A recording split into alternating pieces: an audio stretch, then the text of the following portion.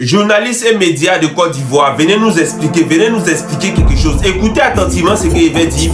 Partagez massivement cette vidéo-là parce que j'ai l'impression que les journalistes de Côte d'Ivoire, en dehors de faire la propagande du parti au pouvoir, là, ils ne connaissent pas leur rôle. Journalistes de Côte d'Ivoire, venez nous expliquer comment ça se fait que la dernière interview du président de la République, Alassane Ouattara, face aux journalistes ivoiriens, date depuis 2015.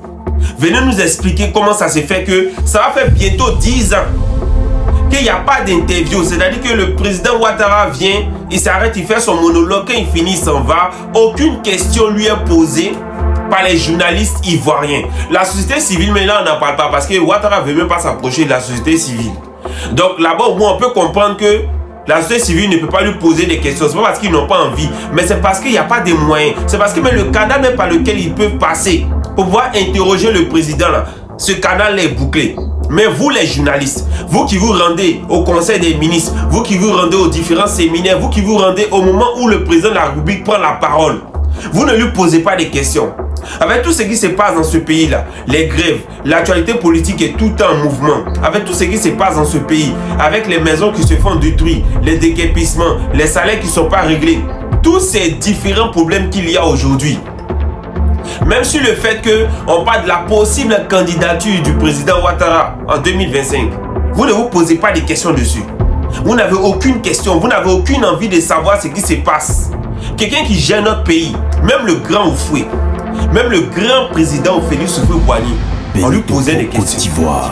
Oui, on a les vidéos ici. Le président Félix Houphouët-Boigny, il se mettait en face de la presse nationale et internationale. Et puis les journalistes lui posaient des questions. Les questions à laquelle il répondait. Mais le président Ouattara, ça a fait bientôt 10 ans. 10 ans. Et les interviews même qu'il a accordées à RTI, on peut compter. Moi, j'ai regardé, il y a au moins deux interviews seulement à RTI. 2 interviews. Depuis qu'il est au pouvoir, depuis 2011 jusqu'à aujourd'hui, 2 interviews seulement à RTI. La 3e interview, c'était en 2015. Où il venait parler de son programme de gouvernance pour que les Ivoiriens puissent voter encore pour lui.